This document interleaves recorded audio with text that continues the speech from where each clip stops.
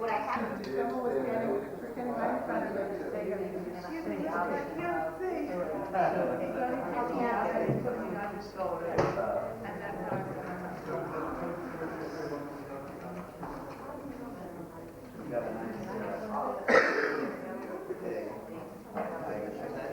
see what I can do in that time.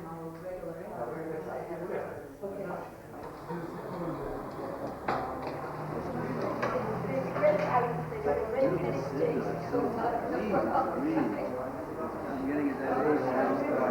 That's an issue. You don't even swear that a company or my dog life or whatever it is. I'm beginning to need.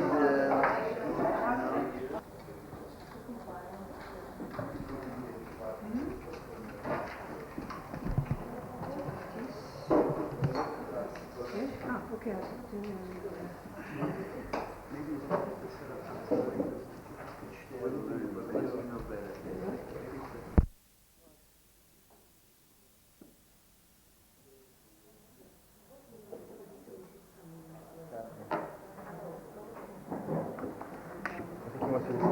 What? Here? Okay. Oh, here's the mic. Okay, good.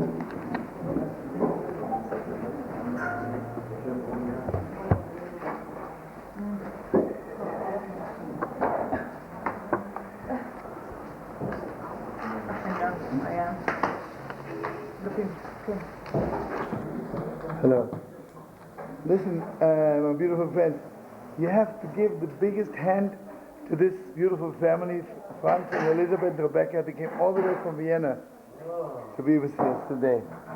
But their English is not 100% perfect, so from time to time I have to throw in a few little German words. Hast du guten Schlaf? Kannst du dir jetzt gut, ja?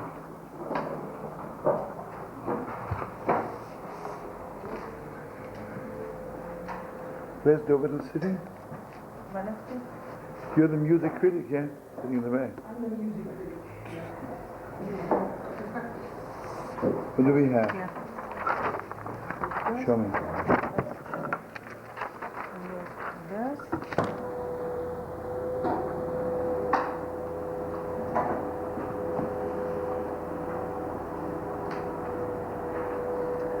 Okay, I do. Right now, without getting involved, just for 2 minutes, I want to learn with you, not so much inside, but just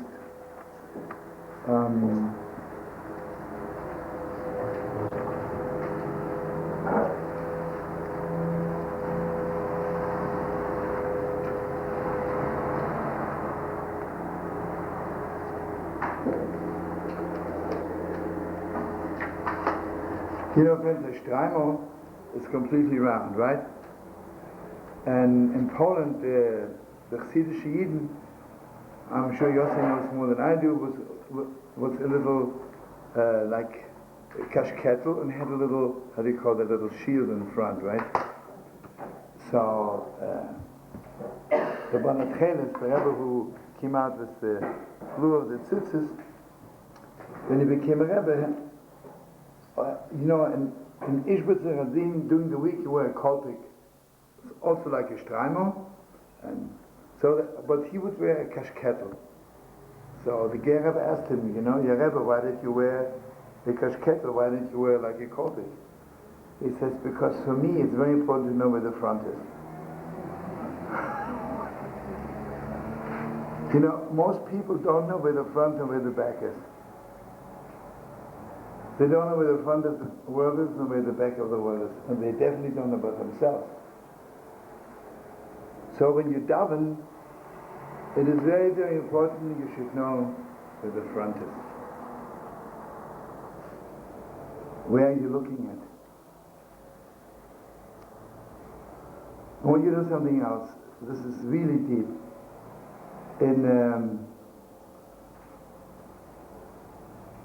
You know, it says in the Ten Commandments, you shouldn't worship idols, elikim acherim, other gods.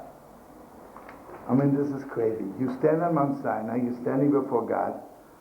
I mean, will anybody suspect me that After hearing God's voice, I'll go down, take a little piece of wood, and I will say, "This is my God." Okay, this is what all the rabbis say. You know, the word Elokim Acherim doesn't mean other gods. Elokim Acherim comes from the word Ocher, from your back. You know, when you love somebody, when you give them something or you talk to them, you turn your face to them, right? You're face to face with them. When you hate somebody, you turn your face away and you talk to them. You know, when I have to give my children something, I turn my face to them. I have to pay a bill, I throw it from my back, right? Stupidly, right? So Elokim Acherim means to be on the level with God, just throwing it from my back. I'm just doing it. You know, I'll tell you a pagan relationship, right? If it's face to face, it's divine. If it's throw you something from my back, then it's pagan. It's another God. And okay, first of all, so when you daven, your face has to be to Yerushalayim, right? Have you ever seen, all of us, I'm sure, I don't know about you, but some of us, we daven mincha, right? It's late, and we don't even think about it. It's a pagan mincha. I'm throwing out a little mincha from my back, right? Oh, I make a little kiddush from my back. Whatever we do, you know. Sometimes we meet a poor person, which happens in Yerushalayim all the time because they're going in our nerves so much. You know, because Yerushalayim needs so much, the mitzvah of tzedakah. So therefore, like Brother Devil makes it hard. Have you ever noticed that there's no place in the world where the poor people go on your nerves like in Yerushalayim? Because it's the worst, okay. Okay, this is beyond, right? It's crazy. They have a specialty in Yerushalayim, and you give them 5, they want 10. You give them 10, they want 20. You give them 100, they still want 200. And there's Bochshem, there are few poor people, I'm sure you met them. If you don't give it to them, they begin cursing you. And I once overheard a poor man, Nebuch, knocking off an American Yid. It was the first time, it was the custom, they took it serious.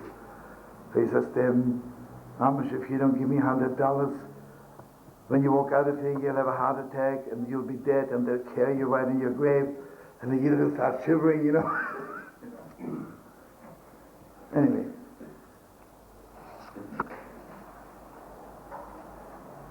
Okay, I want you to know something very, very deep. The Gemara says,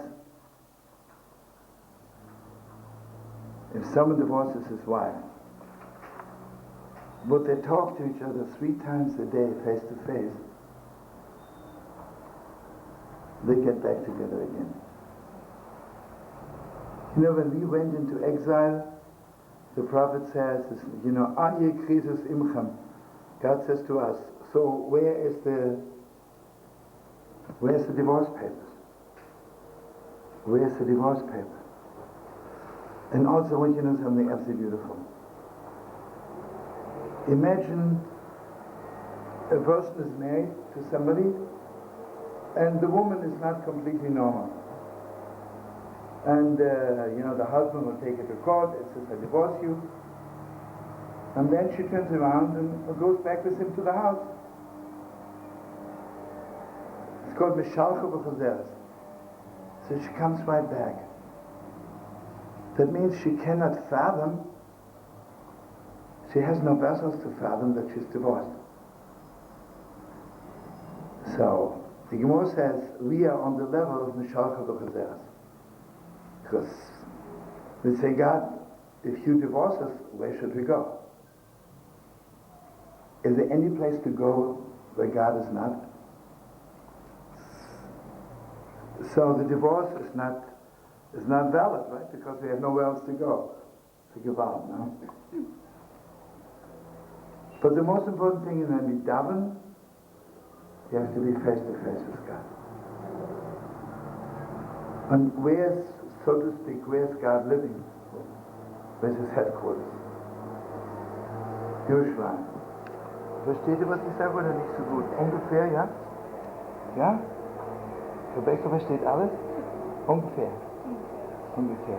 Aber wisst ihr, wenn wir beten, stell dich vor, ich bin in China und ich bete, dann muss ich immer mein Gesicht nach Jerusalem. Weil Jerusalem ist, weißt du, wenn ich jemanden gern habe, dann gucke ich den Menschen an, wenn ich mit ihm rede. Wenn ich den Menschen nicht gerne habe, dann gucke ich den Menschen nicht an. Weißt du, viele Menschen reden mit Gott, aber sie wollen Gott nicht ansehen. Und wahrscheinlich Gott will sie auch nicht ansehen. So, wenn wir beten, immer mein Gesicht nach Jerusalem. But you know, my beautiful friends,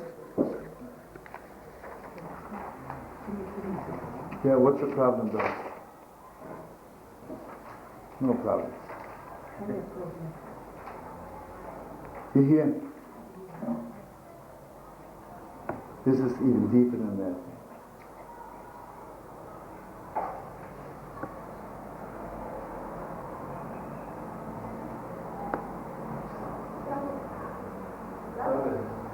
Hear what happened? Okay. You know, what does it mean that the Holy Temple is destroyed? You know, the Holy Temple is a house of prayer. And the Holy Temple is destroyed, that means, sadly, we didn't believe anymore ourselves, the prayer house. You know, the more holy a person is, the more they believe in prayer. And the further you're away from God, the less you believe in prayer. And I mean, just on a very simple level, Israel exists on prayer. A German doesn't have to wake up in the morning and pray that Germany should still be there. Even a Chinaman doesn't have to pray that China should be there the next morning. In Israel, every Yid has to pray every night, Master of the world, I hope Israel is still there the next morning. And the next morning you have to pray, I hope it's still there tonight. Because this is very deep, and I want you to open your hearts. There's an unbelievable Torah. You know the snake? God cursed the snake that the snake should eat earth, dust. So all the rabbis are asking, so what's so bad about it? It's unbelievable. The snake has everything she needs. Gewalt, right? What a blessing. So all the rabbis say the same thing. The most terrible thing in the world is then you don't need God anymore. The most terrible thing in the world is when you don't need to pray anymore. You know what God says to the snake? I'll give you everything, but don't ever bother me. Don't ever come to me. And you know, sometimes we're angry at God, we need so much. Hey, means God wants to hear you pray. You know, the Talmud says, why was it that our Holy Mother Sarah didn't have a child until she was 90 years old? I mean, if God wants to do miracles, she could have had the baby when she was 15. So the Gemara says, because God wanted to hear Sarah praying. It was so precious. It was so good. So you see, the fact that we have to pray all the time is because God really wants to be in utmost contact with us. You know, I can give my child $10 million and say, here you have $10 million, don't ever bother me. Or I can give my child $10 and say, hey, the next $10 come back, because I want to see you all the time.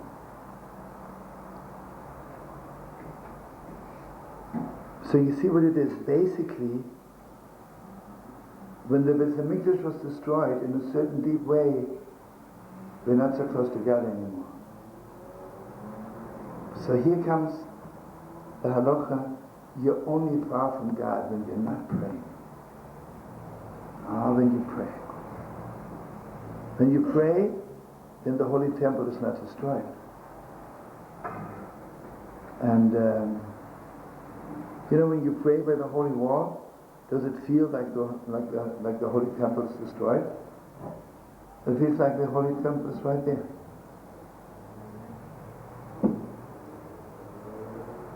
I'll tell you something. Imagine I have a good friend, he had a big fight. That means we're not friends anymore. But as long as I can ask my friend for anything in the world, we are still the best friends. You know what it is when we daven? It's clear to me that I can ask God for anything in the world. And there's a Torah from Ramot at Chernobyl. If there's anything in the world which I think God cannot do, I'm a pagan. Versteht ihr, was ich sage, oder nicht so gut? Weißt du, was wie heißt ein Götzendiener ist? Versteht ihr, heute ist kein Non-Pagan, nicht Götzendiener. War unsere heilige Mutter Sarah. 90 Jahre alt. Sie hat noch immer gebetet für ein Baby. Not to be believed, right? I mean, just imagine a woman of 90 would walk in now, and I'll ask her, what are you doing? She says, I pray for a baby. You know? We'll say, first of all, she's crazy. Second, she's senile. And third, most of all, she has Alzheimer's. And she doesn't remember that she has already 5 children. It's for real. For real. So you see, the moment I begin to daven, at that moment the Holy Temple is there. But the most beautiful thing is that it's up to me. It's up to me. And if I pray like throwing a prayer at God, it's not face to face. I'm sure you remember this, we were learning it a lot of times, we didn't learn it yet. I wanted to learn it maybe another day. When you daven Shemona Esrei, you say Baruch, you go on your knees. Ato, you bow down. When you say Hashem, you stand straight.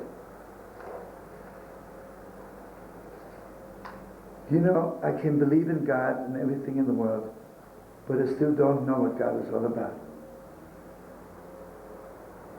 I would say 90% of the people who talk so much about God, guarding around all the time, don't have the faintest idea what God is all about. So, what does God mean to you? So when we daven, and you see, my human mind is not even capable of knowing what God is all about. I need God to shine into me. God has to turn on the switch. So when Mamash says, face Yerushalayim, and Mamash then I daven, and you see what it is. If after you pray, you're the same as you were before you davened, then it wasn't such a hot prayer. Right? Because basically, when I pray, I'm turning on, hopefully God is turning on a switch, and suddenly a great light is shining into me. And the light which is shining into me is that the Holy Temple is still there. And versteht ihr, was ich da sage, oder nicht so gut? Also, wenn ein Mensch nach dem Beten der gleiche Mensch ist als vor dem Beten, das heißt, nichts ist geschehen. Wir haben es ja jetzt vom Beten, dass ich vor Gott stehe und auf einmal das Licht Gottes in mich hereinscheint. Das ist mich warm gebaut. Gott kann alles tun. And you know what it is? Es ist nicht nur, dass Gott alles tun kann, ich kann auch alles tun. Ich bin doch das Ebenbild Gottes. You know what it is? This is the deepest story of Rabbi Nachman. It's not only that God can do anything. The question is, do you believe that you can do anything in the world?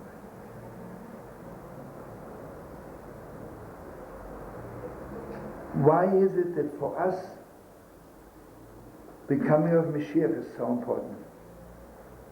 Why are we talking about it all the time? We say, listen, when he comes, he'll come. So forget it, you know. We have a reception committee, and we'll greet him. Menachem will give a speech, and do it, and that's it. Well, you know what it is?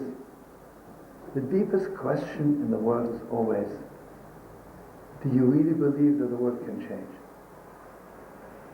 Do you believe that you can change?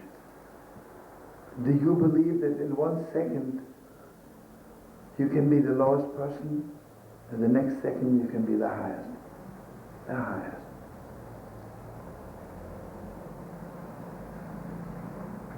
And you see what it is. If I am a miracle person, then God performs miracles for me also. It's a miracle relationship. I'll take it on a very simple level. If I love somebody so much that I would do anything for them, then they love me back also. There's nothing they would do for me. But he would say, listen, you know, please. You're asking for too much. They tell me also you ask for too much. So the most important thing when we daven, you mamish have to stand face to face with God. And you have to mamish have your face to your shrine. And I just want to tell you one more very, very beautiful thing. Everybody knows who initiated the Holy Temple. You know, the person who initiated the Holy Temples is Avraham and Yitzchak. And Abraham was ready to sacrifice Isaac. God says, you know, go to one of the mountains where you should, you know, like Avraham Avinu was following the Shchinim, showing the way. And this is an absolutely beautiful Gemara in the Medrash. When Avraham came to Yerushalayim,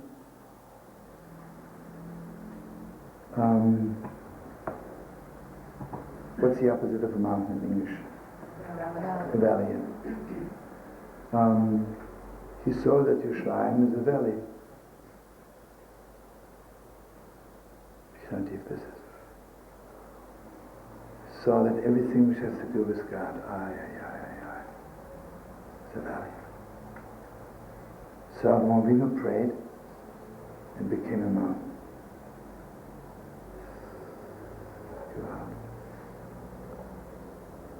Then it says, Vayar es hamokim avochot.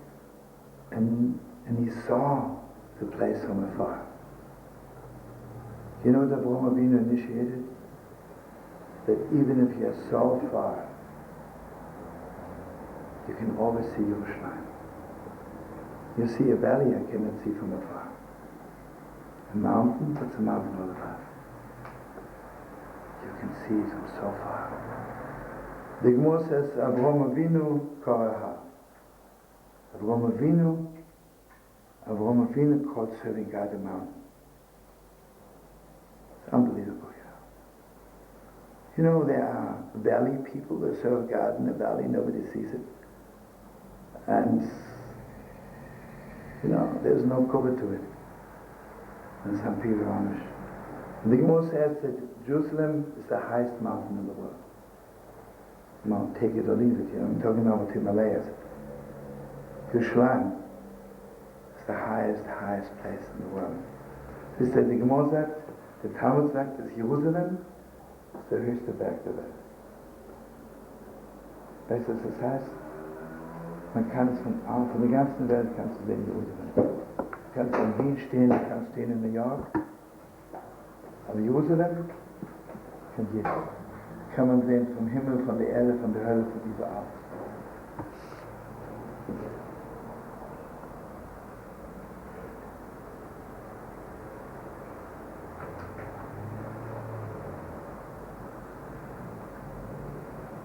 You know, when you love somebody very much, then you make them very high. You put them on a mountain. When you hate somebody, put them right down in the valley.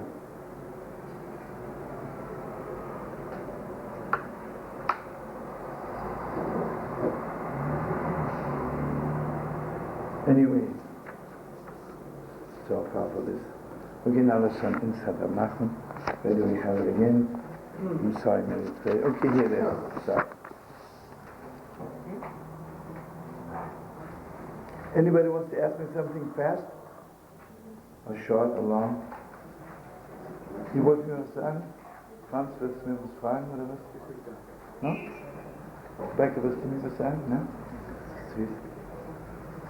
Folks, you have 1 minute. Okay. You're supposed to look at your name with your eyes closed, your eyes open.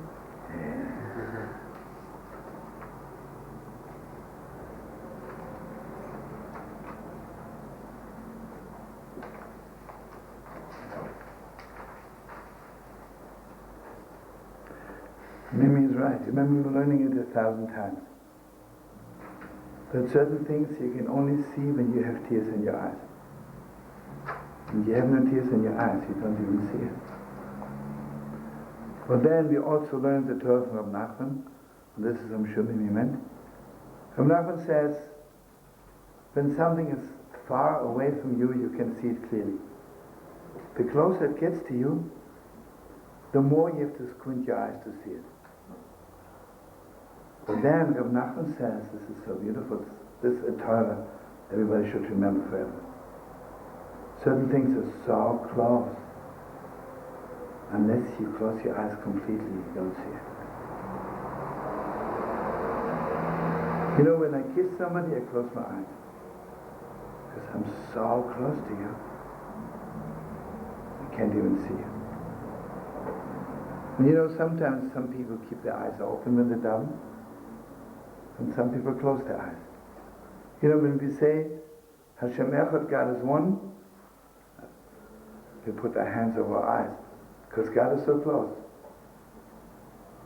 Can't see Him. But then,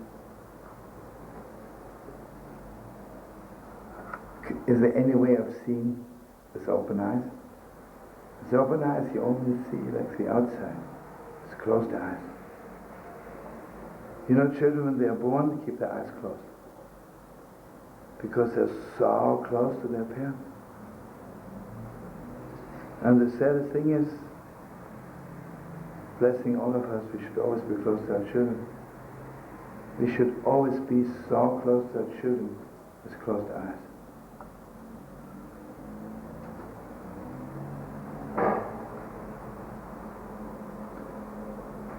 Okay, I'm sure you learn the inside. Let me first say it outside, then we'll learn it inside.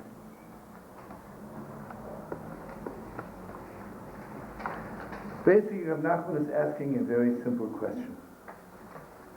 Okay, so the Holy Temple was destroyed 2,000 years. I have to tell you something on the joke level. I've told some of you 1,000 times, so one more time. You know, on Tisha B'Av, we sit on the floor and we mourn the Holy Temple. Okay, a few years ago, in my synagogue in New York, we're sitting on the floor. Suddenly, a young lady walks in. And she walks all up to the front, and I realize, I guess she's in the wrong place. I say, what number are you looking for? She says, 307. I said, this is 305. Then she says, what are you doing sitting on the floor? I say, we are mourning the destruction of the temple. She says, oh, I'm so sorry, I didn't hear anything about it. Well, then she walks out, right? But she wants me to know that she's Jewish, right? She walks out and she says, Mazel Tov. Also eine junge Dame kommt rein in die Synagoge und sie haben auf dem Boden gesessen und geweint. Und sie fragt mich, was ist denn geschehen gleich? Der heilige Tempel ist da steht. Sagt sie, das tut mir so leid, ich habe gar nichts davon gehört. Vor 2000 Jahren, ja. The Rabbi Nachman says, what are we crying so much? And I want you to know something, I'm sure it's clear to you. As much as we are connected to the past, we are not doing anything because of yesterday. Remember, all the Rebbes, Rav Nachman Kotsk, all the Rebbes say one thing. If you do anything today, because you did it yesterday, it's a waste of time. Rav Nachman sagt, wenn du was heute tust, nur weil du es gestern auch getan hast, schade um die Zeit. Die Frage ist, tust du es jetzt, wegen heute? Wenn ich einen Menschen lieb habe, weil ich ihn gestern lieb gehabt habe, hast du doch den Menschen gar nicht lieb. So Rav Nachman sagt, wieso weinen wir über den heiligen Tempel? Okay, gut, vor 2000 Jahren. Aber was ist jetzt auf einmal? Von gestern. So obviously it's because of today. So what are we missing? And it's a little bit what I said before. Have you ever noticed the bad in the world is very outstanding. Amish outstanding.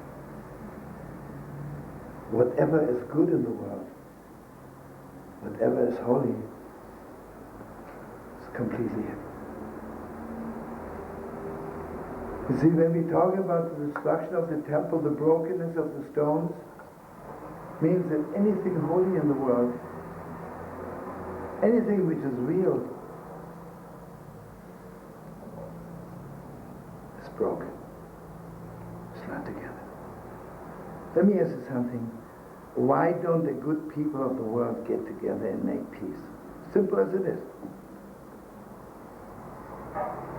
Have you ever seen a convention of good people? All idiots always get together. All the evil people get together. And have you ever seen if sometimes good people get together, but then that's the way they want it, it's so stupid that nothing, right? So Rav Nachman says the holy temple means that the tzaddikim are not shining. The holy people are not shining. Anything good in the world is not shining.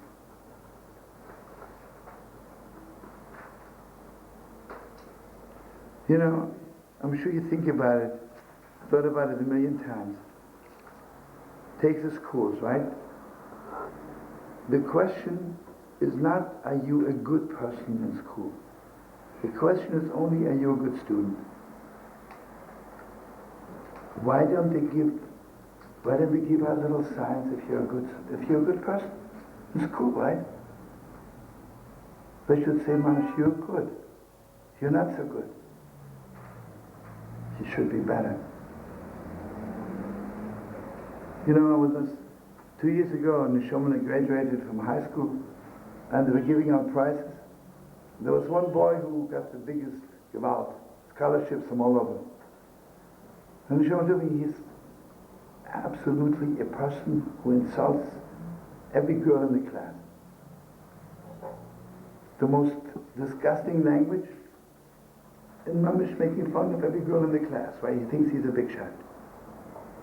He gets scholarships. And there might be another boy who's the sweetest in the world, right? Nothing. Nobody knows him. This is the destruction of the temple. So why is that? So Rav Nachman says, have you ever seen, it's unbelievable. If I tell you something bad about a person, you'll agree most probably. The moment I tell you something good, there'll be already 5 people who don't agree. Whenever there's something good, right away there's someone who's against it.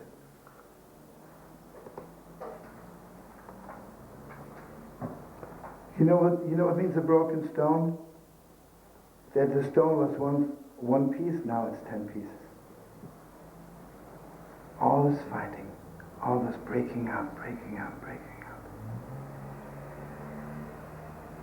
There's so much fight among us Jews because we are the stones of the holy wall. And when we fight with each other, you can see it. You can see the broken stones.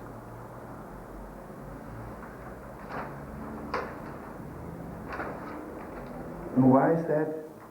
You see what it is? The more of God is shining into the world, the more I'm interested in giving honor to God, the less I'm interested in making myself big. But if God is not shining so much, and suddenly I become the center of the world. You know what the Beis HaMikdash is all about? The Beis HaMikdash is the center of the world. And if God is the center of the world, if holiness, if goodness is the center of the world, then people don't fight. People don't break each other up.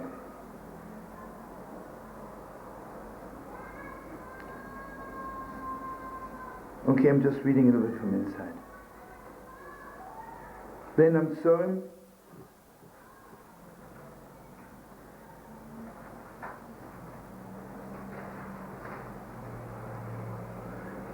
I don't know how to say it in good. Benam Tzor, maybe how would you translate Benam Tzor? Benam Tzor means between. Netz actually means, a fence or a gate. Imagine there are two gates, two walls getting together closer, closer, closer. Mamash, you don't know what to do with yourself. You can't go through, you have nowhere to go. Sometimes something happens to us, and there is absolutely no way out. I cannot go forward, I cannot go backward, and I cannot go sideways. This is those 3 weeks.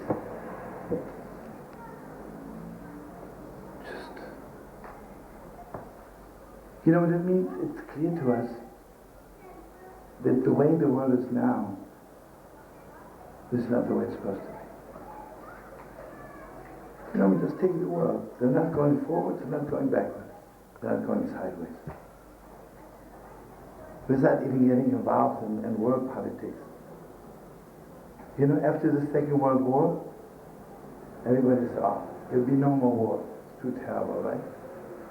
No. 2 days later, they're ready to fight each other again.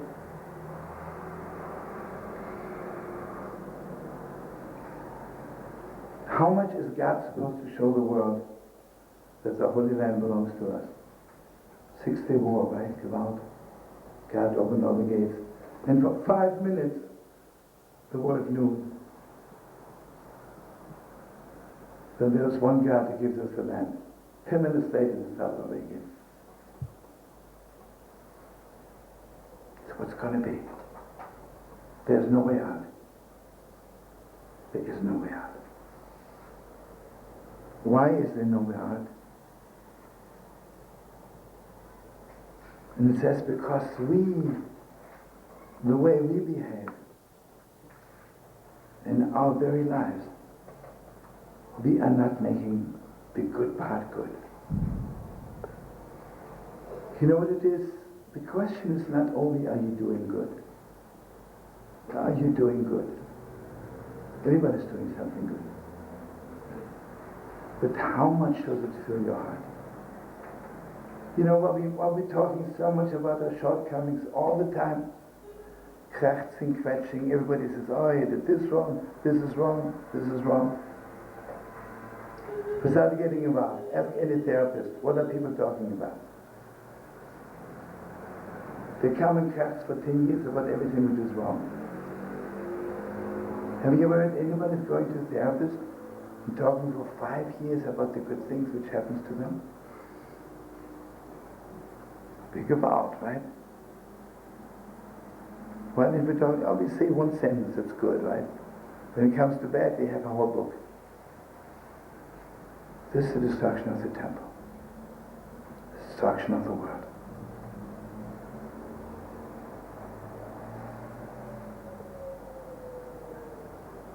And here I want you to know something. Which is so deep.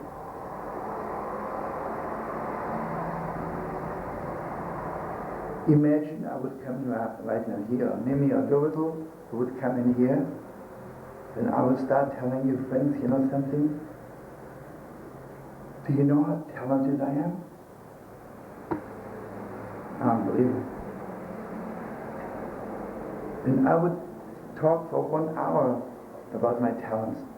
And Dovital would get up and say, Gewalt, you know who I am? It's hard to believe. Then Mimi would get up and say, Gewalt, you know who I am? You better prepare yourself. I'm a Gewalt. What would the audience think? Look at our watch. And this one has to go to the bathroom, this one has to make a phone call, and the other one forgot an appointment. Before you look around, nobody will be here. But imagine, I would tell you, you know, I want you to know, friends, I'm a complete failure. Hey. Before long, the whole street will be here, and I'll say to be continued tomorrow, and I will tell you everything I did wrong. You know what the most pagan thing is according to Rab Nachman? You go to confess all the time. Means my whole relationship to God, and I'm telling him everything I did wrong. Why did you tell God what you did right? I want you to know something. If we would tell each other how good we are,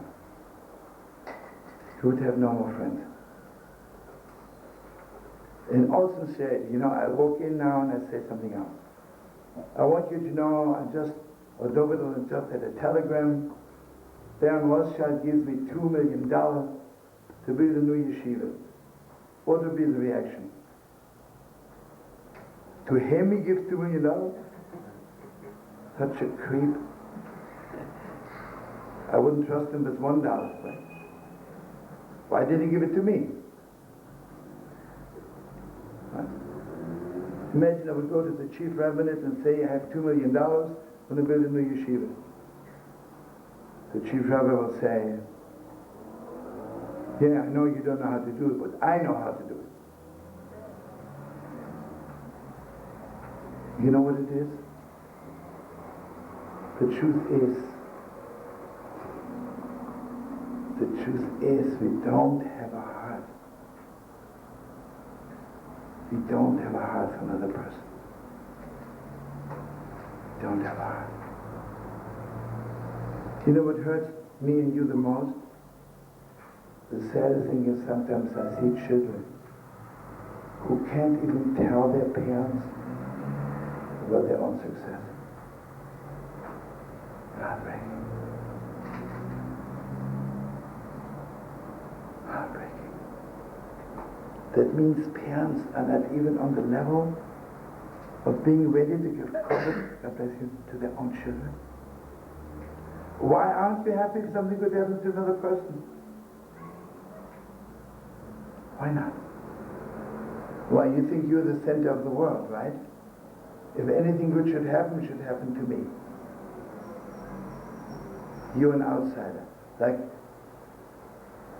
the old Yiddish Torah is that one Yid said to God, how come you listen to all the strangers and you don't listen to me?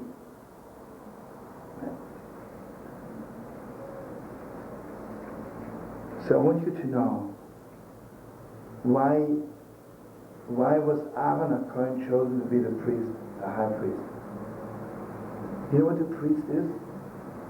If I were to ask you in a nutshell, what's a priest? So you would tell me he is running around in the Holy Temple, he's very busy, comes home late at night, and then the next morning has to get up again. A good priest, right? It's a good superintendent, but a priest. I want you to know the Medrash and the Zohar Kodesh, the priest is somebody who is so happy when something good happens to another person. The Aaron Kohen, it says, when Aaron Kohen heard that God spoke to Moshe, and not to him as much as he was older, he was so happy. He didn't say, oh God, listen. I mean, you know me.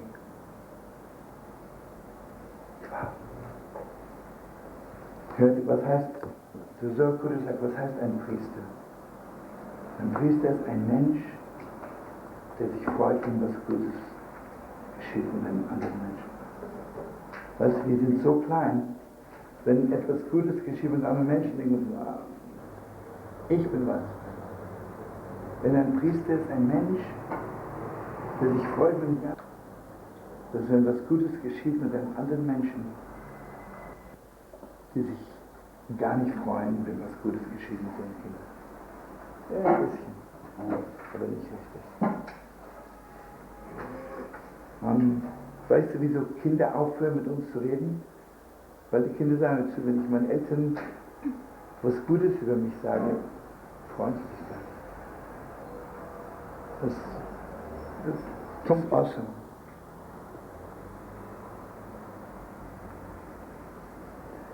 You know, because we are this way, our whole relationship to God is, you know, what's an assimilated Jew? You know what an assimilated Jew is?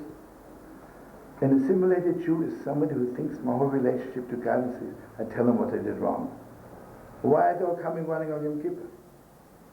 Why aren't they coming on Sukkot? Where are they Simchas Torah when we are happy, right?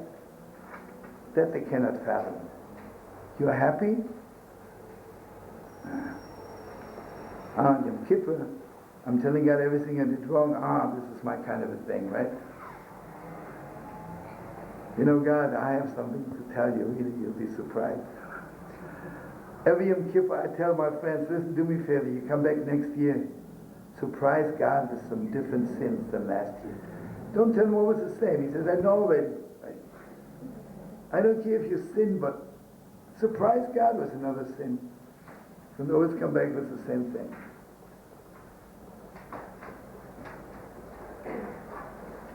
Yeah. What's the foundation of this inability to be happy for the other? Yes, no, you see what the Nachman says, because basically the world belongs to God, right? And it's God's work. Wer ist der eine? Sagt der Koshan Samagit, der eine ist derjenige, der sagt, lieber Gott, es muss nicht ich sein, aber ich hoffe, du nimmst den Besten.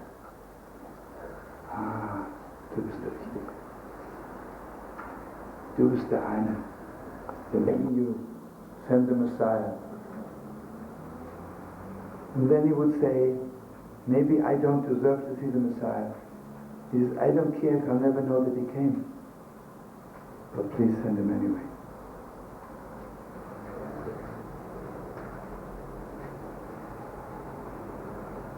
And here I just want to add something.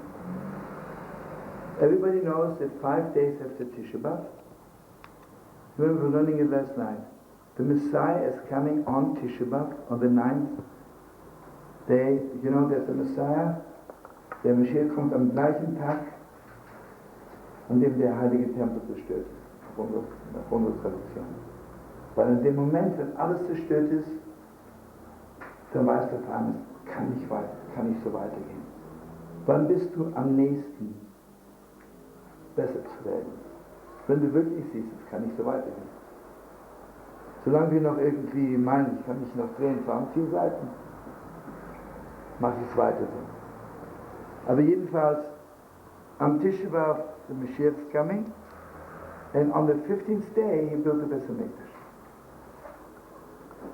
And you hear what Rabbi Nachman says, what's the Beis HaMikdash all about? He said, suddenly the good is shining again. The good is shining. So much shining. You see, the moment the good is shining, then evil falls out.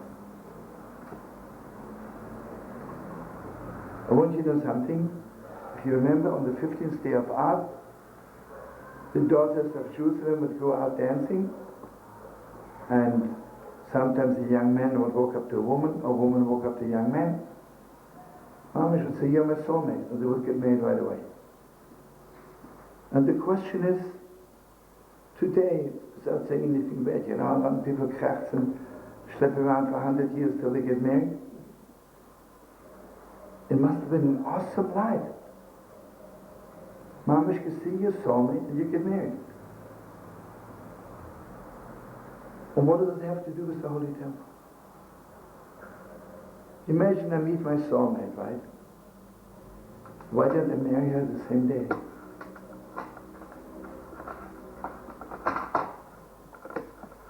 You know why? Because that which is good within her, I don't see so much.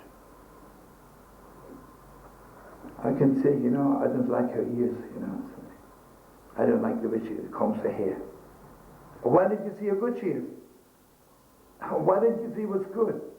Why isn't the good shining like crazy? But we have only eyes for that which is wrong. So then I think, I'll marry her anyway, chef. I'm tolerant. But then Chamishos Ba'av, and he built the Holy Temple, when that which is good is shining so gewaltig. I always tell my friends, imagine Miss America needs a manicure. Does she stop being Miss America? Okay. Clean my nails.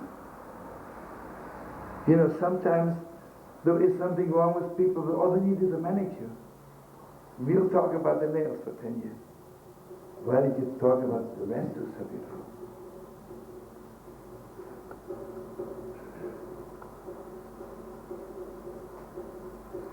And you see what it is? I'm going now to...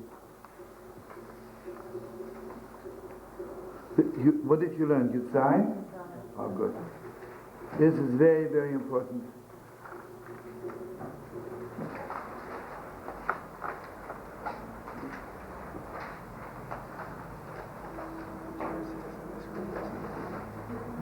On the second page, bottom right.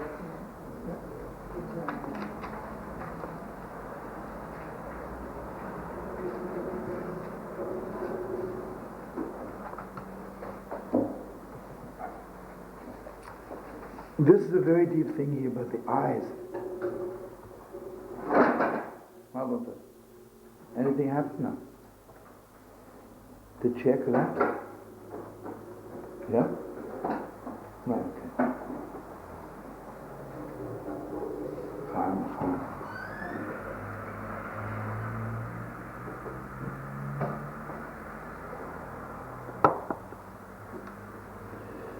Remember, we're learning it 1,000 times. The eyes have all kinds of functions. When I love somebody very much, my eyes are fixed on them. But the deepest question of the world is, I know how they look like, so what are you looking at? Have you ever seen people when they walk away from the holy wall?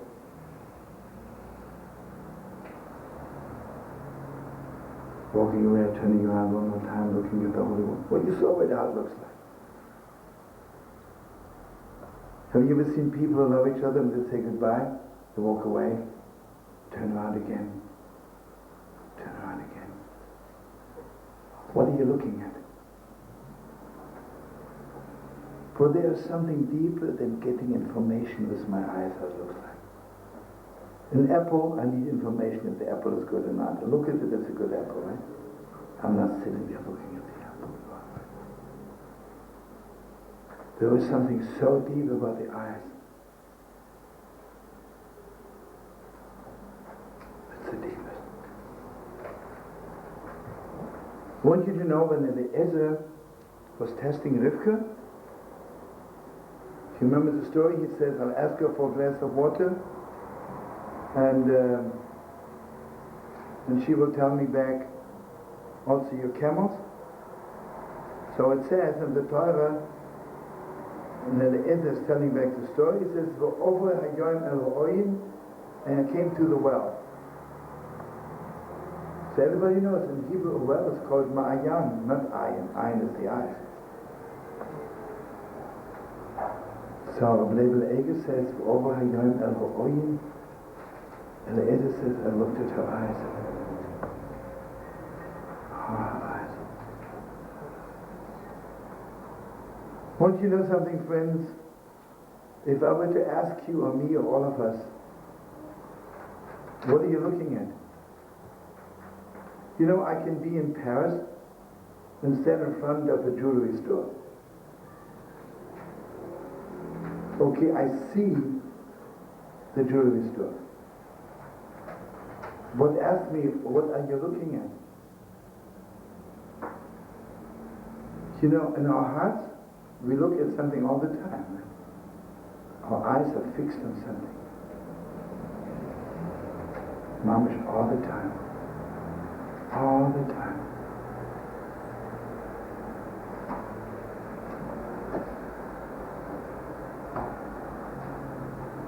So Rav Nachman says, the holy temple this is the one place where eyes are fixed on.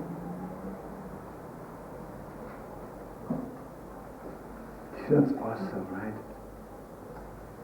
You know, friends, when you see Rockefeller Center, your eyes are not fixed on Rockefeller Center. You look at it, it's a tall building, you think it's beautiful. Have you ever seen people walk away, turn around, look at it again? Because, good, it's there. You know what I'm looking at? When there is something I'm so connected to. I'm so connected. You know, friends, I'm sure it's clear to you. Words are a very strong way of connecting people. But it doesn't compare to the way eyes connect. Oh, eyes. It's the deepest. Eyes is the deepest. And you see, the connection of the eyes is not, I know how your nose looks like. We're not talking about that. There's this absolutely deep connection. So Rav Nachman says, "Hamikdashu b'chinas einayim." The mikdash is the essence of the eyes, because it says, "V'oye einay v'libisham."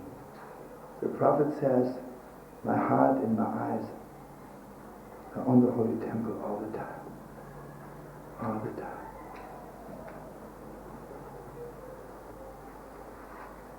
Wisst ihr, die Augen sehen doch nicht nur, was ist. Wenn ich jemanden sehr gerne habe und ich gucke den Menschen die ganze Zeit an, ist doch nicht, um abzumessen, wie die Nase aussieht. Das weiß ich schon. Das sagt man auf Deutsch Connection, die Verbindung. Die Augen ist die größte Verbindung zwischen Menschen. Die tiefste Verbindung.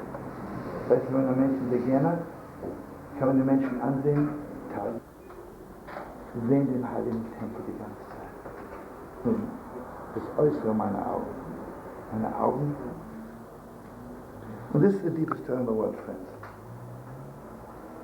You know, Torah Shebiksav, we're learning it yesterday a little bit. There is Torah Shebiksav. There is the written Torah, which is black and white. But then is the Torah that I can add a million times. You know what it means? Then my eyes are glued on those words. So the new light, every second new light is coming. You know, when I love somebody very much, I know how they look like. And I look at them. And you're going to ask them, what do you see? Every second something else. Every second something deeper, deeper, deeper, deeper, deeper. So the Gemara says, Ayin ponim la Torah. The Torah has 70 faces. And you know the most deepest thing in the world? Ayin, the word 70, Ayin is the eyes, right? Yeah. Ayin ponim la Torah. That means the face of the Torah is where your eyes look at it. It's deepest, right? That is something very deep. Yayin, wine, also is 70, right? And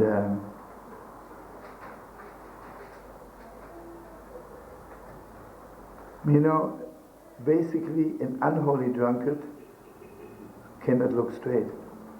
But when we make Kiddush, holy wine, right? Gewalt, suddenly we see the 70 faces of Shabbos. Shivim Punim Latara.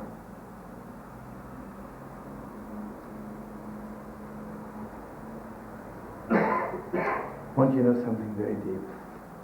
This is really awesome. You know, today the world knows that food, the world is going too far. They give you the most lousy food in the world, but it looks beautiful, right? They make some cake, and when you eat it, you're sick for 10 years. But you eat it because it looks good, right? In the Holy Temple, the bread, the showbread was called lechem aponim. The lechem, the food which has a face. That means it's beautiful to look at.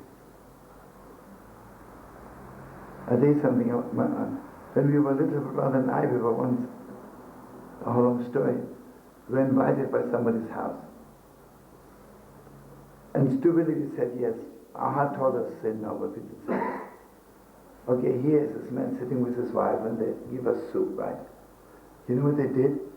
I put a spoon in my mouth and suddenly I see that his eyes and her eyes are glued to that spoon and they mamish follow my soup, the way it gets down on my stomach.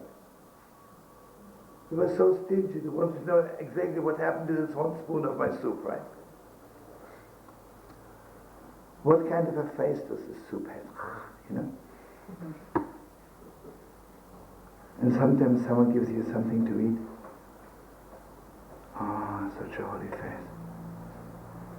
Looks so good. Have you ever noticed the challah Shabbos doesn't look like the challah on Wednesday? And you know something I'm sure is clear to you? You can look at the challah and you can know if it was baked by somebody who keeps Shabbos. Because if they don't keep Shabbos, it doesn't have a Shabbos-sticker face. I'm going into a French restaurant and they bring me fish. Yeah, but it has no face. Friday night, fish, right? Shabbos-sticker fish. Has a face.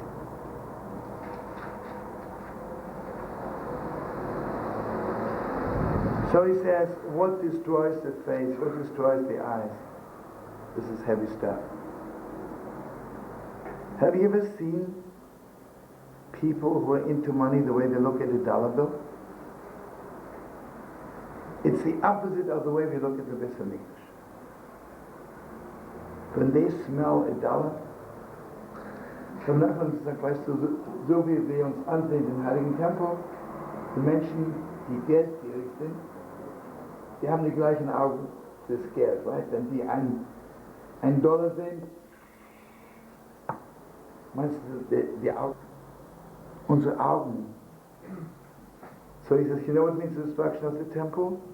That our eyes are glued to the wrong place. Our eyes are glued to the wrong place. So deep, you know. You know, I look at young people today, you know. Remember what the world is dishing up for them, right? Does the world ever give our children something really to look at? I don't want to say anything bad, you know, sometimes I see those singers, the way they look, and the way they absolutely take off God's image from their faces, from their behaviors, right? And this is what we're dishing up for our kids, right? Heartbreaking. Heartbreaking.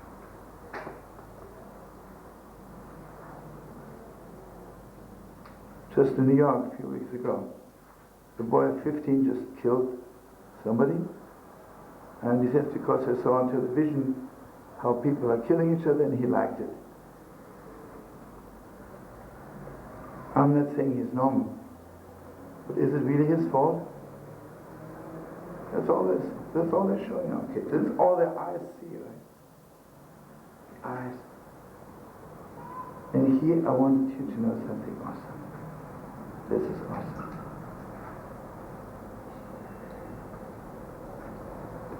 And again, bear with me, and this is not the time to go into it. Remember the story, our holy Yehuda, our holy grandfather, our holy uncle, one of the two, depends which tribe you're on. Remember one day he walked out, it was Rosh Chodesh Nissen, and he saw this prostitute at the crossway, and he walked up to her. He says, I want to be with you. If you remember the story. And she had twins, and King David is the grandson of those twins. And this is the deepest depth of the world, but we don't have time to go into just one little injection. It says, Vateshev bePesach Enayim. Gives you the shivers. So the Rav Kodesh says all kinds of words. bePesach Enayim. That means she sat there and her eyes were open. Her eyes were open. You know what it means? And again, you know, have you ever seen in those countries, you know, prostitutes cover their faces, only their eyes are showing. So Yehuda saw the Pesach Enayim. He just saw the eyes. Oh, he saw Mashiach's eyes. Just not the prostitute. And the Medrash says her eyes were prophetic. Mamash saw everything which had happened to the world till the Messiah is coming. Which is awesome, right? The eyes.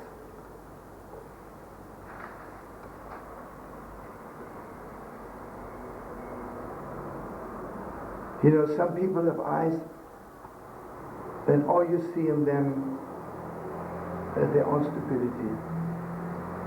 And some people have eyes and you see the whole world in them. You know, sometimes you look at parents' eyes and you see their children in their eyes. Sometimes you look at children's eyes, you can see their parents. Sometimes nothing. So Nachman says the destruction of the temple is, and here's something very, very deep. Rabbi Nachman says a person can die from not being noticed. A person can die from not being noticed. You see, the holy temple cannot exist unless our eyes are glued. I'll tell you something, I personally, I'm sure you too, you watch husband and wife. If their eyes are glued on each other, it's a beautiful marriage. The moment they look at each other like apple or gefilte fish, forget it, right? The holy temple cannot exist unless our eyes are glued on it. So the moment our eyes are not glued, it's falling apart. And here I want you to open your heart. Du hörst, was ich sage? Der heilige Tempel kann nicht bestehen, wenn unsere Augen nicht die ganze Zeit den heiligen Tempel sehen. Sieht man sich an, wie die sich ansehen, weißt du? Wenn ich sehe, eine Frau sieht einen Mann an, und der heilige Tempel kann nicht bestehen, ohne dass wir den heiligen. So what's the great fixing today? They come into the holy wall and it's broken, right? So if the holy temple was destroyed because our eyes were not fixed on the holy temple. And the fixing is, it's broken, but we are still fixed on it. And here I want to tell you an unbelievable story. I'm sure Mimi and David will remember it. It's a true story. Before the war in Krakow, there were two families, two Chassidish families. One had a son, one had a daughter. They got engaged. And they loved each other so much. The only saddest thing in the world is, the engagement was 2 days before the Germans came in. He didn't know what happened to her, and she didn't know what happened to him. One way or the other, both ended up in Auschwitz. But they didn't know of each other because the women on one side, the men on the other. About 3 days, before the Russians took over, and the Germans were already afraid, tried to run away. The guarding was not so heavy, and suddenly he saw that his bride is on the other side. Did he believe it? And because the guarding was not so strong, he was able to smuggle a letter to her. And next to Auschwitz, everything was bombed out. There was some kind of an old house which was still half there. So he says, when the Russians come and everybody will watch and nobody will notice us, let's meet in that house. Because I haven't seen so long. And my beautiful friends, in Auschwitz there were no mirror, right? And people remembered themselves how they looked like before they came to Auschwitz. They didn't know how they really looked like, how they looked like. He was so handsome, Gewalt. He had a shaven head. His face was full of blood. Thin looked like a skeleton. And never she had no teeth fell out. No hair, full of blood, skinny, doesn't even look like a woman. So here they meet in the house, and suddenly they stand in front of the mirror.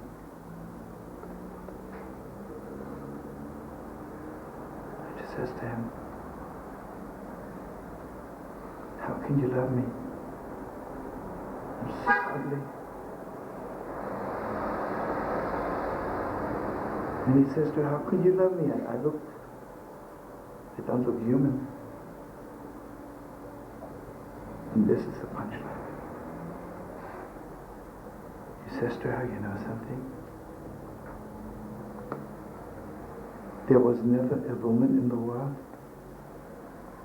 who looked more beautiful to a male than you look to me right now."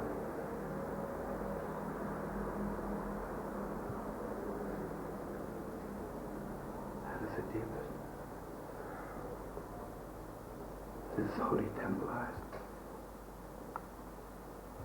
Different eyes. You see, because we didn't look at the holy temple when it was there, so now we come to the holy wall, to the broken wall. We say, "Master of the world, never seen such a beautiful house."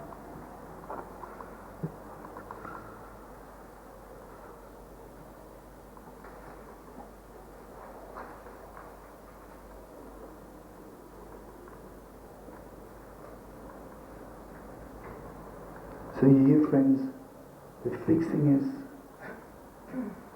are your eyes glued to money? Are your eyes glued to another videotape? Are your eyes glued to who knows what? Or are your eyes glued on the Holy Temple?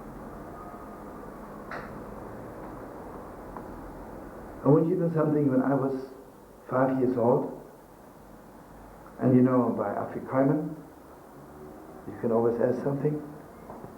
And this is not my own merit, it's because my parents really gave me such a Gewalt education. When I was 5 years old, that much I remember. So, as by Afrikaner, I want my parents to take me to a real yeshiva in Lithuania. Oh, it was unbelievable. It's one of the greatest moments of my life. So I came to a yeshiva, and there I saw a young man of 17, and you know something? His eyes were glued on the Gemara. And they told me the way he's operating, he's learning always 8 hours. And he always asks someone to let him know when the 8 hours are over. For 8 hours, he doesn't take his eyes off the book. After 8 hours, eat something, rest a little bit, davening shach or something, whatever it is, and then again. You know, I later on I heard that this young man would have been the greatest rabbi today in the world. He was 17 years old, and he had already finished the Talmud 3 or 4 times. You know, I saw somebody who's glued to the Talmud.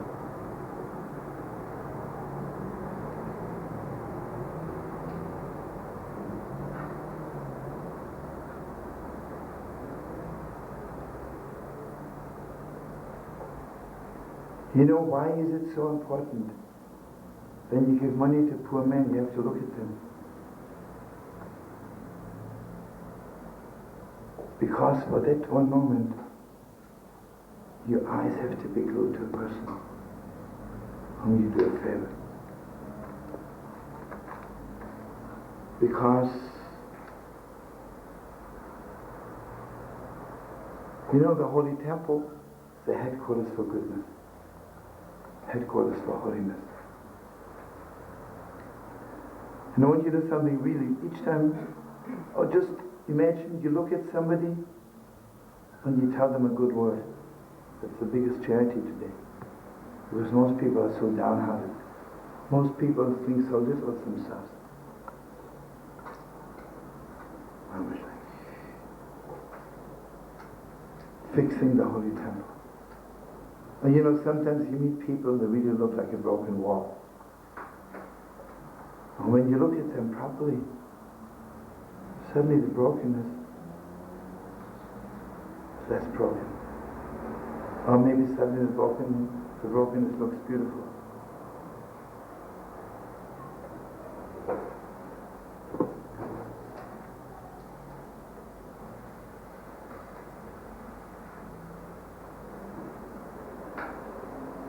Why am I glued to money?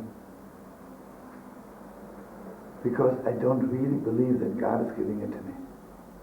Because I think I'm making it.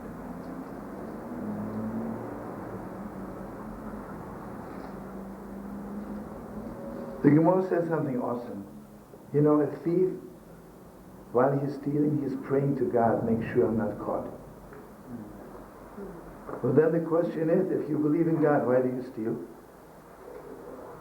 He believes in God a little bit, right? But not enough to believe that what he needs, God will give him.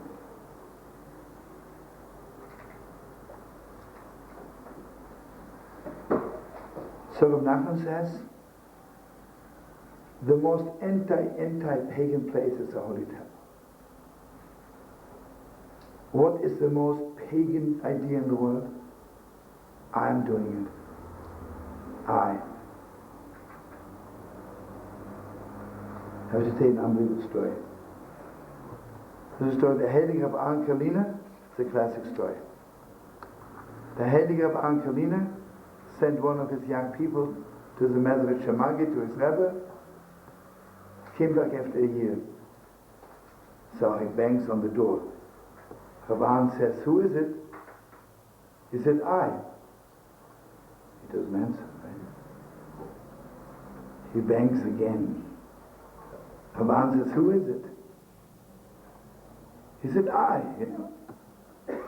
This goes on for a long time. Finally, Rabban says, "I only know of one eye." Gewalt, he began crying. He says, "Gewalt, I was a whole year in Mezrich, and I'm still an eye." So Rabban said, "You better go back fast."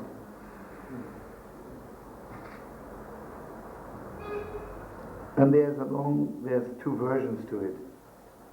The other version is that Rav An says, okay, you have to go in Golis, you have to walk around in the world, incognito, and until you fix your eye.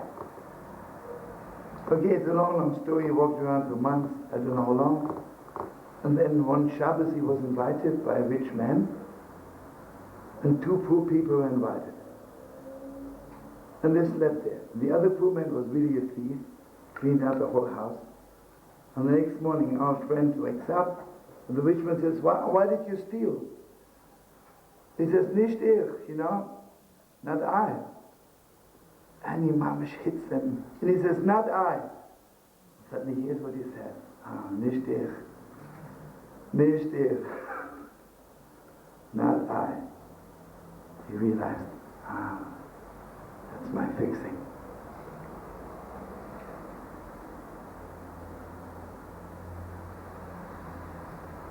So all the big Rebbes would never say I. Wisst ihr, die ganz großen Rabbiner haben niemals das Wort Ich benutzt. Sagt der Rebbe Susha, einer von den größten, wenn er von sich gesprochen hat, wie gesagt Susha. Rabbi Shlomo never said I. Er sagt mehr. Ich, es gibt nur ein Ich. Which Rebbe that said Zogir? The Heilige Krishna. Let me ask the deepest question in the world. Do you know that David HaMelech, King David, it's good for everyone to know if you haven't learned it yet. King David, imagine I would walk up to King David and say, good morning, right? And we all know King David, the whole house of King David, they're very careful with words. Because believe me, anybody who's not careful with words cannot write the book of Psalms. So, take the Heilige Krishna, was his great interest 200 years ago. You would walk up to the Heilige Krishna and you would say, Good Yontif. Take him a long while. Then he would say, Zugir, Good Yontif. I say, Good Yontif. Because King David had cleansed himself so much. For him was only one eye. God's kingdom. I want you to know, I had the privilege. I had the privilege to see the last from the holy dynasty of Rishon, the old Yana Rebbe would say, Zugir. And you can shiver forever from it. I remember I was privileged to be the Rosh Hanukkah. Hundreds of people, the Rebbe walks in, and then he would begin, he would say, Zugir, I say, today is Rosh Hanukkah. And I tell you something, the floor was already wet with tears just when he said it. And then he would say, Zugir, Agmar Chasimatar. It's crazy, the way he would say Torah, every sentence would begin with the word Zugir. And you know what the Sadiq said? When he became the Rebbe after the Rishon, the first time he said the word Zugir, all his teeth fell out from Pachad.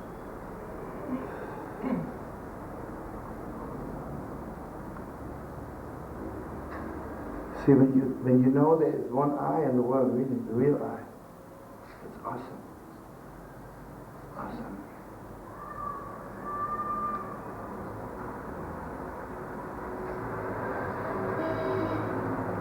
But it has to be clear to you, I'm sure it is. The person who always says, ich, I, has never seen another human being yet. Yeah, I see you with the outside of my eyes. We never see another person. You know, imagine we would x-ray our hearts and we would see how much have we seen of the world. I would say that most probably 90% of husbands have never seen their wives, 90% of wives have never seen their husband, and most probably 98% of parents have never seen their children. Never really. There's a Torah of one of the rabbis. He say an orphan is not someone that has no parents. Because if someone, God forbid, has no parents, there'll be people who adopt those kids. A real orphan is somebody who has parents. Or they don't even know what kind of children they have.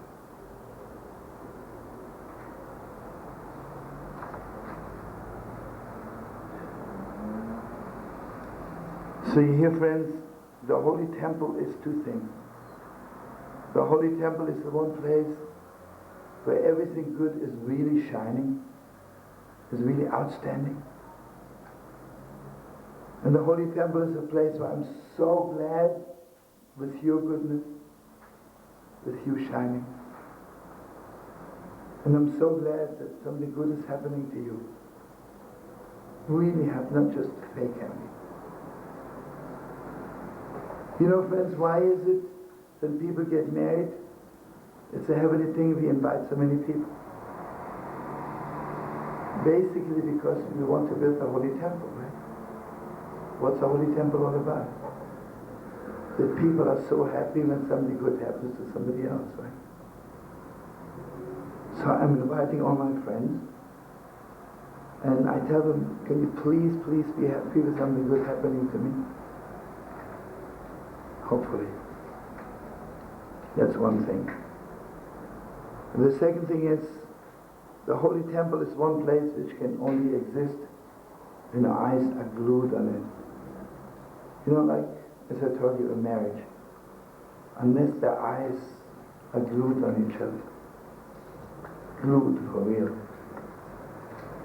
You know, when I love somebody very much, I can stand in the Himalayas and look up to the sky. Yeah, I'm looking at the sky, but what do I see?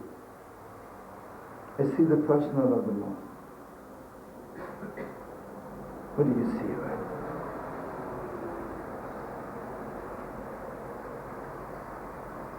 So, Rabbi Nachman says, when our eyes are glued on money, when our eyes are glued on everything wrong in the world, that's the destruction of our own temple.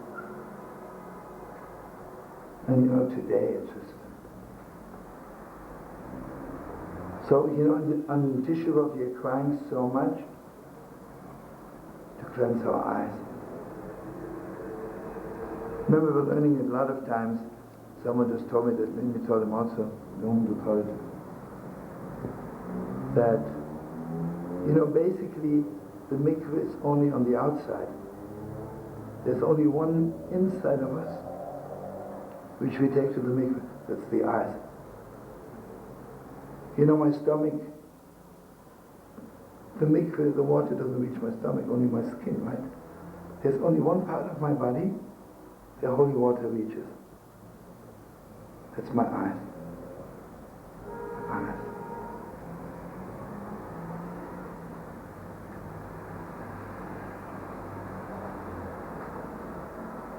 And you see, the end of the Torah is Le'enei Kol Yisrael.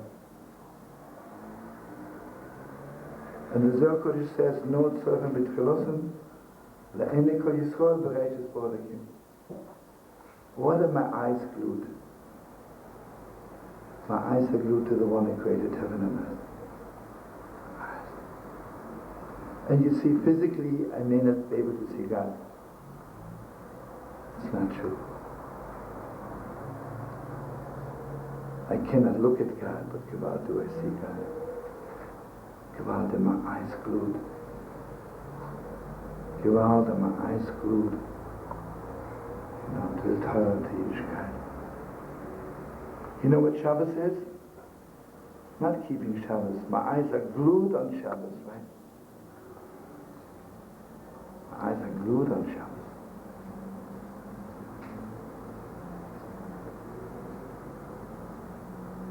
Okay, let's hear something. David will say something good or Gewalt. I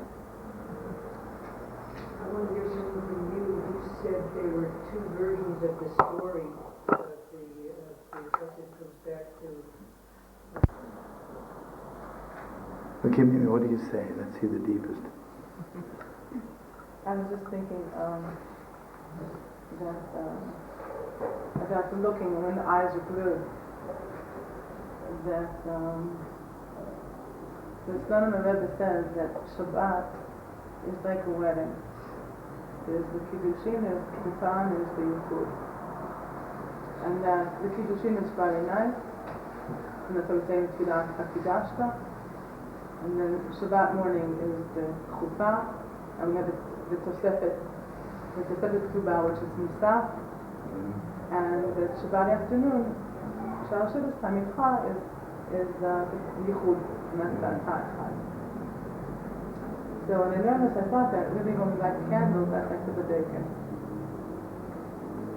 And that when we light the candles, when we close our eyes, we cover our eyes, that's really when the Chatan comes to the B'dekin. And that possibly really that looking before you close your eyes, that's what consummates the marriage forever. Is that moment.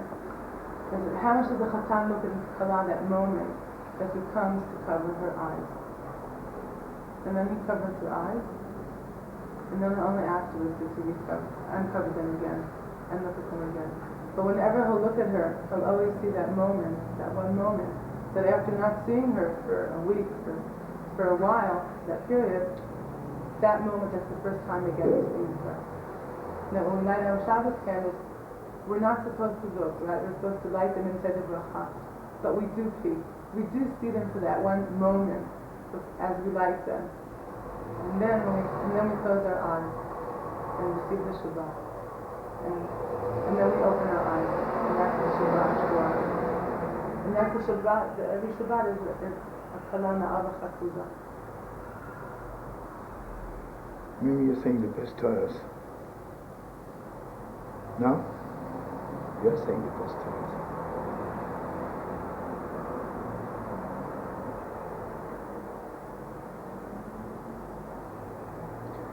You're 100% right, you know. One of the fixings of Chava for the tree of knowledge is you have to kindle light. Because Chava, the snake said to Chava, the closest you can get to God is when you know what's good and what's bad.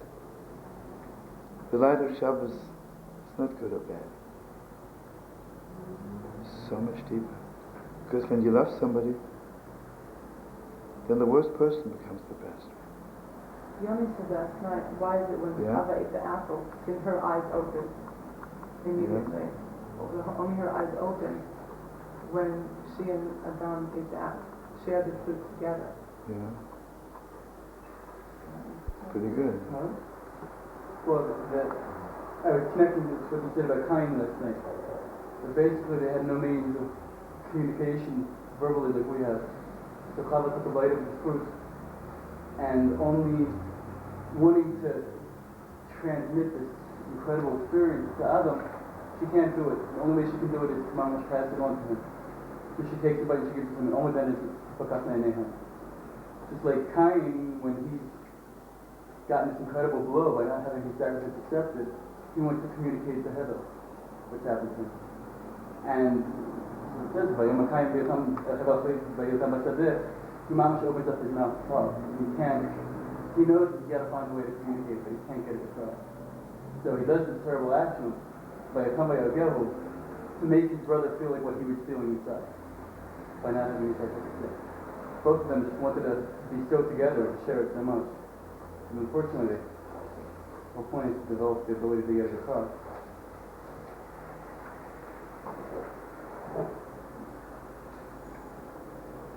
It's a good Torah, we must say. Micha, it's a Mazel Tov or not yet? Okay. That'll be soon, it's great simcha.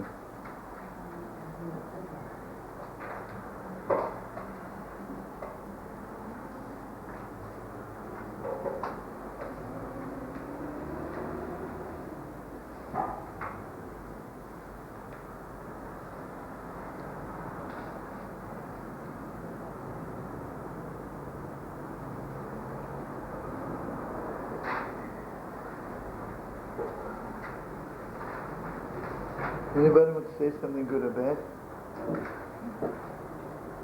Bill, let's see what you have to say. Okay, anybody, just open your mouth, open your eyes.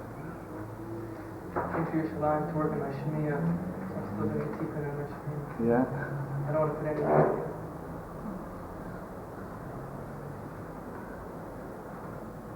Bill, what do you want to say? I heard something recently. I don't know. It doesn't really have too much to do with this, but it does have something to do with the coming of Mashiach. I heard it over Shabbos that there were two. You shouldn't go into the Beit Midrash. So probably it's because it says that a person looks with the eyes, but God looks to the heart. So I was thinking maybe generally if a person's eyes and heart are the same, then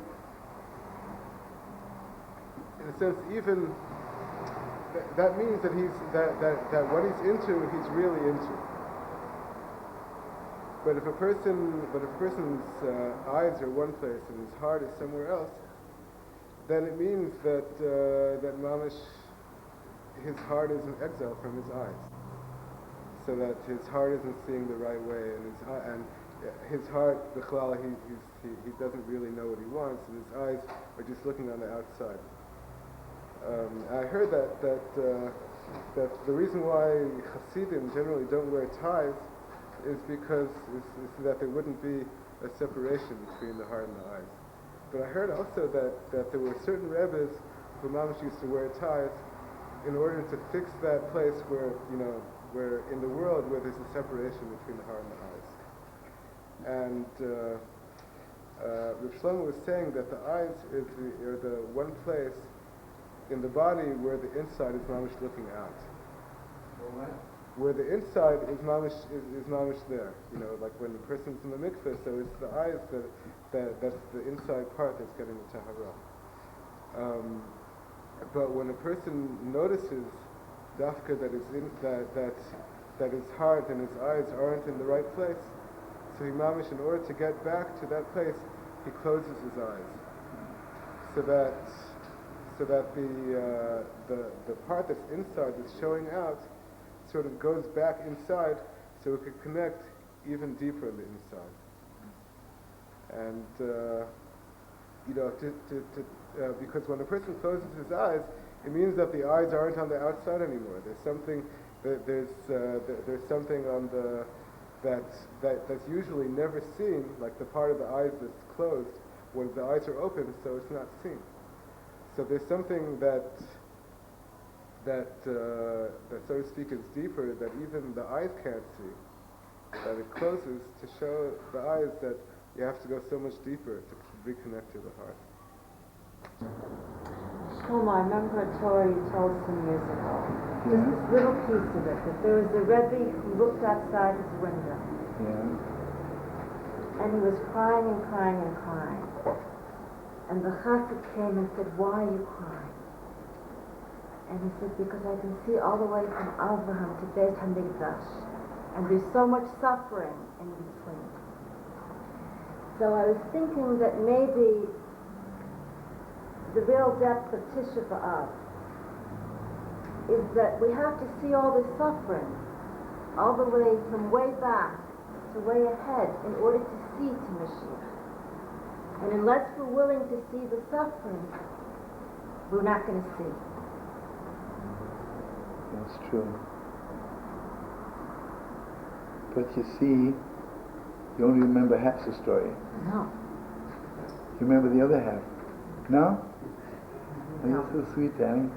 The story is that the Heilige Radishitze one Friday night called the Heilige Rabbi Yechiel, and they stood by the window, and then they began crying, and the Heilige Radishitze Mamash couldn't bear it anymore, and he walked to his room. So they asked Rabbi Yechiel, "What did the Rebbe show you?" He says, "The Rebbe showed me Oy Chodesh Atzion Toy, showed me the great light which will shine when Mashiach's coming." So he says to him, So why were you crying so much? He says, because he not only showed me the great light, he also showed me the tears. All the tears we have to cry to Mashiach's coming. What? Let's hear what he said. I'm very close. I want to get closer to Aaron. I think that model, we've lost him somehow in our tradition. And that he was able to see that Moshe heard. And the Samach Believa is clearly what we need. It's the way for redemption. And then, therefore, the kind is, the Zava is, they can show us, they can teach us. So how come we were taught to close our eyes to Shasta Duchani in the time of Duchani? Wouldn't it be? No, I tell you why, because it's a good question. You know, because the Gemara says, "Eina brocha mitzuya ela b'dova hasum in ha'ayin." Blessing is coming from a place where the eye cannot see. That means it's coming from such a height, it's beyond my wildest dreams, right? You see, I'm praying, God should listen to my prayers, right? The blessing of the priest is not that God should fulfill your prayers or your dreams. The blessing of the priest comes from other place, right? Something else. Where my eye doesn't reach, where my head doesn't reach. Completely beyond me. Completely beyond me. How do I get access to the art that I need? I'll tell you, basically, see, I don't want to get mixed up as much as the Sheva. Do you know, I don't know if you know, friends, once a year there was dancing in the Holy Temple, and the Gemara says that only the tzaddikim were dancing, the holy people, and the rest were just clapping. So the deepest question in the world is, imagine someone would call out, only the holy people should dance, right? So, listen to this. I would say, they mean me, right? And David will say, they mean me, right? And Micha says, they mean me. And Menachem says, they really mean me, but it's pastor nicht, doesn't look nice. So I'll wait till they call out again, right? And you know what will happen? In the meantime, nobody's dancing. I tell you an unbelievable Torah. The Rabbi Melech, when his daughter got married, he called out, anybody who ever made any mistake should not dare to dance at my daughter's wedding. Wait, sounds gewalt, right? So nobody gets up. So then Rabbi David Lakers, who was a pupil of the Holy Baal Shem, he got up to dance.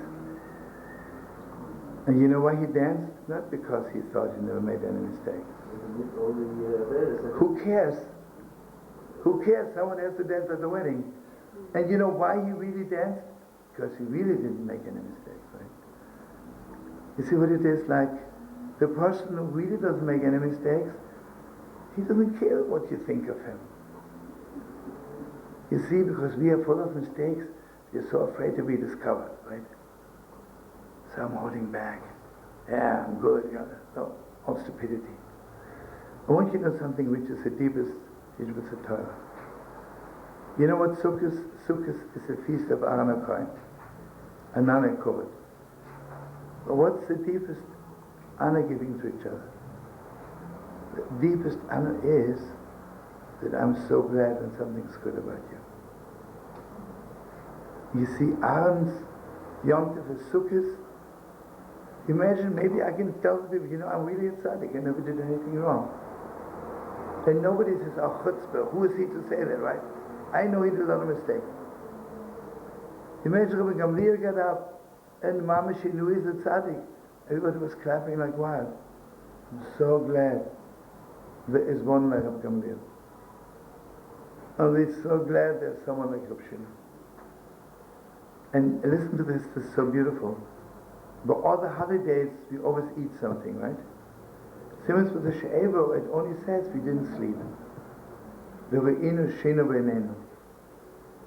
the Ishbitzer says the deepest Torah, that Why do you have to eat all the time?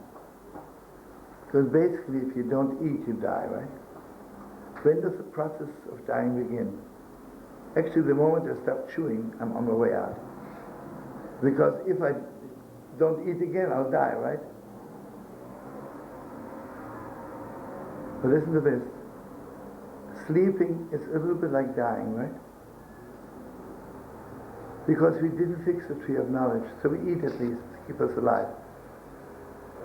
But when you're on the level that you're so happy with somebody else's, you live forever. So we didn't eat, and we barely had to sleep, because we didn't taste any death. You know how deep this is, that if I would really be happy if somebody else is good, I could live forever. First I hear something that's good with this one, I go, wow, that's good. Then you hear something that's good with somebody else. I can't bear it, it's so good, right? And